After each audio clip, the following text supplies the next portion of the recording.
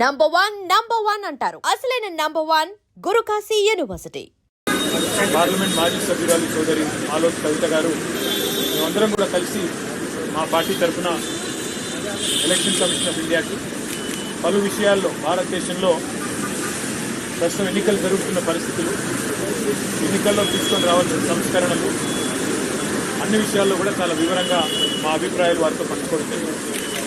చాలా స్వేచ్ఛగా మాకు మా అభిప్రాయాన్ని పూర్తి స్థాయిలో మొట్టమొదటిసారి చీఫ్ ఎలక్షన్ కమిషనర్ గారికి చెప్పే అవకాశం ఇచ్చినందుకు ముందుగా ఎలక్షన్ కమిషన్ ఆఫ్ ఇండియాకి మా పార్టీ తరఫున ధన్యవాదాలు తెలియజేస్తాం. వారికి ఇవాళ మేము ఒక 6-7 విషయాలు కుండబద్దలు కొట్టినట్టు మా పార్టీ అభిప్రాయాన్ని చెప్పాం. అందులో మొట్టమొదటిది, ప్రపంచవ్యాప్తంగా ఈరోజు అమెరికా లాంటి దేశాలు కానీ, యునైటెడ్ కింగ్డమ్ కానీ, జర్మనీ కానీ, ఇటలీ కానీ, ఇంకా చాలా దేశాలు ఇవాళ ఎలక్ట్రానిక్ ఓటింగ్ మెషిన్లు కొంతకాలం ప్రయోగాలు చేసినా దాని నుంచి వచ్చిన కొన్ని ఫలితాల విషయంలో వచ్చిన అనుమానాలు, ప్రజల్లో ఉన్న విశ్వాసలేమి, నమ్మకం లేని తనం వల్ల ఓటింగ్ మెషిన్లు వద్దనుకొని పేపర్ బ్యాలెట్కే ఈ దేశాలన్నీ కూడా మళ్ళీ తిరిగి వెనక్కి వెళ్ళిపోయింది. మేము ఎన్నికల కమిషన్ని కోరింది ఏమంటే, మనం కూడా భారతదేశంలో ప్రపంచంలోనే అతిపెద్ద ప్రజాస్వామ్య దేశం భారతదేశం, 140 కోట్ల జనాభా కలిగిన దేశం, మరి దాదాపు 100 కోట్ల ఓటర్లు కలిగిన దేశం. మరి ఇట్లాంటి దేశంలో ఏదో ఈ మెషిన్ల వల్ల ఏదో నష్టం జరుగుతున్నది, నేను వేసిన ఓటు నేను అనుకున్న వారికి పోవడం లేదు అనే అభిప్రాయం ఉంటే అది ప్రజాస్వామ్యానికి చేటు. కాబట్టి మరి ఎలక్ట్రానిక్ ఓటింగ్ మెషిన్లను పక్కన పెట్టి తిరిగి పేపర్ బ్యాలెట్నే తీసుకోవాలని చెప్పి ఇవాళ మేము మా పార్టీ తరఫున ఎలక్షన్ కమిషన్ కోరాము. ఆ ప్రాసెస్ కూడా మళ్ళీ తిరిగి పేపర్ బ్యాలెట్ ప్రవేశపెట్టే ప్రాసెస్ కూడా బీహార్ ఎన్నికల నుంచే ప్రారంభించండి, నవంబర్లో జరగాల్సిన బీహార్ ఎన్నికల్లోనే తిరిగి పేపర్ బ్యాలెట్ ప్రవేశపెట్టండి, ఆ తర్వాత వచ్చే సాధారణ ఎన్నికల్లో కూడా ఖచ్చితంగా మళ్ళీ పేపర్ బ్యాలెట్తోనే నిర్వహించాలని చెప్పి కూడా మా పార్టీ తరఫున కుండబద్దలు కొట్టినట్టుగా మా అభిప్రాయం చెప్పారు. అట్లాగే ఎన్నికల్లో పార్టీలు ఇచ్చే హామీలు, ఎన్నికల్లో పార్టీలు ఇచ్చే అడ్డగోలు వాగ్దానాలు, ఈరోజు తెలంగాణనే ఎగ్జాంపుల్గా తీసుకుంటే కాంగ్రెస్ పార్టీ ప్రజలకు అరిచేతిలో వైకుంఠం చూపెట్టి 420 హామీలు ఇచ్చి ఇష్టం వచ్చినట్టుగా నోటికి ఎంత వస్తే అంత అడ్డగోలు మాటలు చెప్పి ఒక వేలం పాటలాగా, ఒక అర్రాసు పాటలాగా నోటికొచ్చిన వాగ్దానాలు చెప్పి ప్రజల్ని మోసం చేసి మభ్యపెట్టి ఓట్లు సంపాదించింది. నాకంటే 1.8% ఓట్లు ఎక్కువగా సాధించి ఇవాళ ప్రజల్ని 100 రోజుల్లోనే అన్ని వాగ్దానాలు అమలు చేస్తామని చెప్పి గ్యారంటీ కార్డులు ముద్రించి చివరికి స్టాంప్ పేపర్ల మీద అఫిడవిట్లు కూడా మరి ఇచ్చి ప్రజల్ని ఎట్లా వంచిందో, గుడిలో దేవుడి ముందు కూడా బాండ్ పేపర్లు పెట్టి ఎట్లా వంచినారో ప్రస్తుత ముఖ్యమంత్రి గారు, ఉప ముఖ్యమంత్రి గారు, ఇంకా ఇతర కాంగ్రెస్ పార్టీ నాయకులు, అది కూడా మేము సవివరంగా ఎక్స్ప్లెయిన్ చేయడం జరిగింది. ఎన్నికల్లో ఇచ్చిన మేనిఫెస్టోకి రాజకీయ పార్టీలు కట్టుబడి ఉండకపోతే తప్పకుండా వారిని శిక్షించాల్సిన బాధ్యత కూడా ఎన్నికల కమిషన్ మీదనే ఉన్నది. ఎన్నికల్లో ప్రజల్ని వంచే ఏ పార్టీ అయినా అధికారంలోకి వచ్చిన తర్వాత మోసం చేస్తే వారి అవసరమైతే సభ్యత్వాన్ని రద్దు చేసే విధంగా వారిని అనర్హులుగా మళ్ళీ భవిష్యత్తులో ఎలక్షన్లో పాల్గొనడానికి అనర్హులుగా ఆలోచన చేయాలని కూడా ఎలక్షన్ కమిషన్కి విజ్ఞప్తి చేయడం. అట్లాగే ఈరోజు బీహార్లో ఏదైతే ఇంటెన్సివ్ రివిజన్ జరుగుతూ ఉందో ఓట్లకి, దానికి సంబంధించి కూడా విస్తృతమైన చర్చ జరిగింది. దాదాపు 65 లక్షల మంది ఓట్లు పోయినాయి బీహార్లో అని చెప్తా ఉన్నారు. ఎందుచేత ఇది జరుగుతూ ఉన్నదని చెప్పి కూడా ఎన్నికల సంఘాన్ని అడగడం జరిగింది. వారు చెప్పింది ఏమంటే, చనిపోయిన వాళ్ళ ఓట్లు తీసేశాము, అట్లాగే ఎవరైనా మైగ్రేట్ అయితే తీసేశాము, అట్లాగే ఎవరైనా రెస్పాండ్ అవ్వకపోతే తీసేసినాము, అట్లాగే ఎవరైనా ఫేస్ చేయలేకపోతే వారికి తీసేసినాము తప్ప ఎక్కడా ఏమి ఇబ్బంది లేదని చెప్పారు. మేము ఎన్నికల కమిషన్కి ఈరోజు మా పార్టీ తరఫున చెప్పింది ఏమంటే, రివిజన్ అనేది చేయాల్సిందే, తప్పేమీ లేదు, కానీ విశ్వాసం అనేది అందరినీ విశ్వాసంలోకి తీసుకొని చేసినట్టయితే బాగుంటుంది. ముఖ్యంగా క్షేత్రస్థాయి, బూత్ లెవెల్లో, అట్లాగే నియోజకవర్గ లెవెల్లో, తాలూకా లెవెల్లో, మండల్ లెవెల్లో, మరి అన్ని రాష్ట్ర స్థాయి దాకా, అంటే రాష్ట్ర స్థాయిలో ఉండే చీఫ్ ఎలక్టరల్ ఆఫీసర్ ఎవరైతే ఉంటారో వారు, ఆ స్థాయిలో కలెక్టర్ గారు, తాలూకా స్థాయిలో ఆర్డీఓ గారు, మండల స్థాయిలో ఎండీఓ గారు మరి గ్రామ స్థాయిలో ఒక వీఆర్ఓ గారు ఆ రకంగా ప్రతి స్థాయిలో అఖిల పక్షాన్ని ఇన్వాల్వ్ చేసి అన్ని పార్టీలు ఇన్వాల్వ్ చేసి మీరు కనుక ట్రాన్స్పరెంట్ ఎవరెవరు ఓట్లు తీసుకున్నారు. ఉదాహరణకి ఒక ఊరిలో ఒక 100 ఓట్లు పోతున్నాయనుకో, ఏ 100 ఓట్లు పోతున్నాయి, ఏ కారణంతో పోతున్నాయి, ఎంతమంది చనిపోవడం వల్ల తీసేసినారు, ఎంతమంది అక్కడి నుంచి వేరే దేశానికో వేరే పట్టణానికో మరి మైగ్రేట్ కావడం వల్ల తీసేసినారు.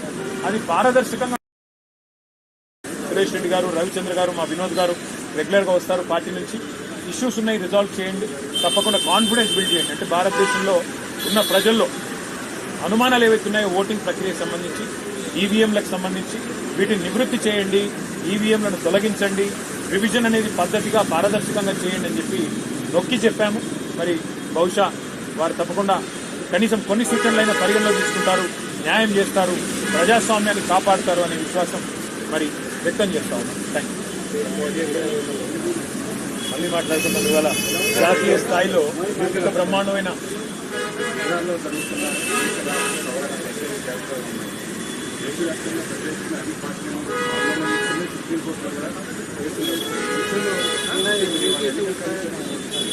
రాబోయే రోజుల్లో ఎంతో పనిచేయగాలి లేదు న్యాయస్థానాన్ని ఆశ్రయించగాలి ఆ రకంగా బీఆర్ఎస్ కార్యక్రమం అవకాశం ఉంది. ఇవాళ బీహార్లో జరిగిన దానిలో ఉన్న లోపాలు కనుక మనం అరికట్టకపోతే రేపు తెలంగాణలో కూడా జరుగుతుంది. కాబట్టి ఇదొక బీహార్లో ఉన్న రాజకీయ పార్టీల సమస్య కాదు, ఈ దేశంలోని అన్ని రాజకీయ పార్టీలు ప్రజల సమస్య. ఎందుకంటే ఇంతకుముందు మేము ఎలక్షన్ కమిషనర్ గారికి ఒకటే చెప్పాం, సార్ మీరు ఎవరైనా అనర్హుడికి ఒక ఓటు వచ్చినా పర్వాలేదు, కానీ అర్హుడు ఒక్కరు కూడా ఓటు కోల్పోవడానికి వీల్లేదు. ఆ సూత్రం పాటించండి. అర్హత గల ఏ ఒక్క వ్యక్తి, మహిళ కానీ పురుషుడు కానీ ఎట్టి పరిస్థితుల్లో ఓటు కోల్పోకూడదు అనే మాట వారికి చెప్తే వారు కూడా ఏకీభవించారు. వారు ఏమన్నారంటే ప్రాసెస్లో ఎక్కడ లోపాలు ఉన్నాయో మాకు చెప్పండి, మేము కరెక్ట్ చేసుకుంటాము, బీహార్లో కూడా పారదర్శకంగా పనిచేసే ప్రయత్నం చేస్తున్నాము అని వారు చెప్తా ఉన్నారు. వారికి మేము చెప్పింది ఏమంటే సమస్య వచ్చినాక రియాక్ట్ కావడం కాదు, ఒక ప్రాసెస్ ఇన్స్టిట్యూట్ చేయండి.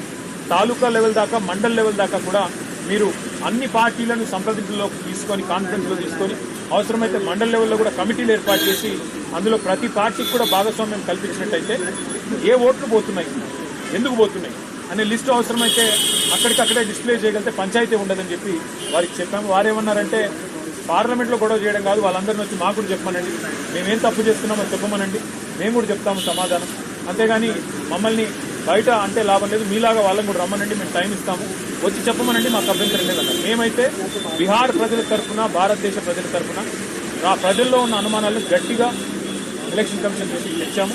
మరి వారు కొన్ని చిన్న సవరణలు చేసుకుంటే దేశానికి మంచిది, ప్రజాస్వామ్యం. దాని ధర్నా అనడం జోక్ అంటారు. ఎందుకంటే మేము ఈ మాట శాసనసభలో బిల్లు పెట్టినప్పుడే చెప్పాము, you are cutting a very cruel joke on the backward classes of this state. అంటే బీసీలను మోసం చేస్తూ మీరు దగా చేస్తున్నారు, వంచిస్తున్నారు. ఇవాళ నేను ఒకటి అడుగుతా ఉన్నా, మీరు సమాధానం ముఖ్యమంత్రి గారిని అడగాలని చెప్పి నేను కోరుతా ఉన్నాను. 42% రిజర్వేషన్లు అని ఢిల్లీకి వచ్చి డ్రామా చేస్తా ఉన్నాను. నేను కాంగ్రెస్ పార్టీని అడుగుతా ఉన్నాను, మీరు బీసానికి 20,000 కోట్ల బడ్జెట్ ఇస్తామన్నారు, 5 ఏళ్లలో 1,00,000 కోట్ల బడ్జెట్ బీసీలకు ఇస్తామన్నారు, బీసీ సబ్ ప్లాన్ పెడతామన్నారు.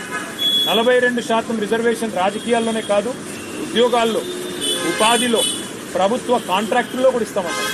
నేను ముఖ్యమంత్రి గారిని అడుగుతున్నా, ప్రభుత్వాన్ని అడుగుతున్నా, కాంగ్రెస్ పార్టీని అడుగుతున్నా, మీ చేతిలో ఉన్నాయేమో చేస్తలేరు. మీ చేతుల్లో బీసీ సబ్ ప్లాన్ ఉన్నది, చేయండి. మీ చేతుల్లో బీసీలకు 1,00,000 కోట్ల బడ్జెట్ ఇచ్చే అవకాశం ఉంది, చేయండి. 2 బడ్జెట్లు పెట్టారు, ఒక్కొక్క బడ్జెట్లో 20,000 కోట్లు అన్నారు, 2 బడ్జెట్లు కలిపి కూడా 20,000 కోట్లు పెట్టలేదు. అందులో ఖర్చు అయితే 10,000 కోట్లు కూడా దాటం లేదు. అందుకే మరి ముఖ్యమంత్రి గారిని, ప్రభుత్వాన్ని కోరేది, మీ చేతుల్లో ఉన్న పనులు ముందు చేయండి, అట్లయితేనే బీసీలు నమ్ముతారు. 42% రిజర్వేషన్ ఏ ఒక్క ప్రభుత్వ కాంట్రాక్ట్లను ఇప్పటివరకు ఈ 2 ఏళ్లలో ఇచ్చినారా? ఇవ్వలేదు. ఎంబీసీ మంత్రిత్వ శాఖ పెడతామన్నారు, ఎందుకు పెట్టలేదు? బీసీ సబ్ ప్లాన్ ఎందుకు పెట్టలేదు? ఏ కారణం చేత 42% రిజర్వేషన్ విద్యలో, ఉద్యోగాల్లో మీరు ఇస్తలేరు? కేవలం రాజకీయాలే కాదు కదా, రాజకీయాల్లో 42% వాటా వస్తే మరి డెఫినెట్ గా రాజకీయ నాయకులకు లాభం అవుతుంది. కానీ బీసీ జాతికి లాభం కావాలంటే, బీసీలో ఉండే నిజంగా పేదవారికి లాభం కావాలంటే 42% కాంట్రాక్ట్లు ఇవ్వండి, 42% విద్యలో అవకాశాలు ఇవ్వండి, 42% ఉపాధిలో అవకాశాలు ఇవ్వండి. అట్లాగే 20,000 కోట్ల బడ్జెట్ మీరు చెప్పినట్టు పెట్టండి, బీసీ సబ్ ప్లాన్ పెట్టండి, అప్పుడు నమ్ముతారు మిమ్మల్ని తప్ప ఇక్కడ ఢిల్లీకి వచ్చి డ్రామా చేసి 4 ఓట్ల కోసం 4 డైలాగులు కొట్టి ఆఖరికి ఇక్కడ ఇంకెవరు అడ్డం పడుతున్నారని ఊహాజనితమైన శత్రువులను చూపెట్టి తప్పించుకుంటే కుదరదు. ముమ్మాటికి మీ దొంగతనాన్ని, మీ దొంగ నాటకాన్ని మొత్తం రాష్ట్ర ప్రజలు అర్థం చేసుకున్నారు కాబట్టి రేపు స్థానిక సంస్థల ఎన్నికల్లో బుద్ధి చెప్తారని నా విషయం. అదంతా గ్యాస్, అందులో ఉన్నది ట్రాష్ తప్ప ఏమి లేదు. 655 పేజీల నివేదికను 60 పేజీల కుదించడంలోనే వాళ్ళ భాగవతం అర్థమవుతుంది. అంటే 600 పేజీలు వాళ్ళకి ఇష్టం లేని ఉన్నాయి, 60 పేజీలు వాళ్ళకి ఇష్టం ఉన్నవి ఉన్నాయి కాబట్టి వాటిని చూపెట్టే ప్రయత్నం చేస్తా ఉన్నాం. రెండోది నాకు గెలవక అడుగుతా ఉన్నాను. రిపోర్ట్ ఇచ్చింది సాయంత్రం, అర్ధరాత్రి ఆస్థాన మీడియాకు వెంటనే లీకులు, తెల్లారి వరకే ఈయన పాపాల బైరోడు ఆన పాపాల బైరోడు అని అడ్డమైన రోత వార్తలు. అంటే ఎంత ఉద్దేశపూర్వకంగా అంటే ఇంకా 650 పేజీల రిపోర్ట్ ఎవరు చదవకముందే 2 పత్రికలకు మాత్రం తెలిసి రోత వార్తలని రాసి వడ్డించి వార్చి కేసీఆర్ గారి మీద, బీఆర్ఎస్ మీద ఏదైతే కుట్ర చేసే ప్రయత్నం చేస్తున్నారో, చిల్లర ప్రయత్నం చేస్తున్నారో ఆ నివేదిక ఒక గ్యాసు ట్రాష్ తప్ప ఏం లేదు. మొత్తం దమ్ముంటే మొత్తం 655 పేజీల నివేదికను ప్రజల ముందు పెట్టండి, మొత్తం ట్రాన్స్పరెంట్ గా పెట్టండి. అసెంబ్లీలో ఎట్లా పెడతా అంటున్నారు కదా, ఇవాళ ఆల్రెడీ హరీష్ రావు గారు చాలా వివరంగా అన్ని విషయాలకు సమాధానం చెప్పారు. అసెంబ్లీలో పెడితే మైక్ కట్ చేయకపోతే ఈ ప్రభుత్వానికి దమ్ముంటే, కాంగ్రెస్ ప్రభుత్వానికి మైక్ కట్ చేయకండి. మైక్ కట్ చేయకపోతే రాష్ట్ర ప్రజలు చూస్తారు ఎవరు నిజం చెప్తున్నారు, ఎవరు అబద్ధం చెప్తున్నారు. చీల్చి చెండాడి ఫుట్బాల్ ఆడకపోతే మమ్మల్ని పడుతుంది. Thank you.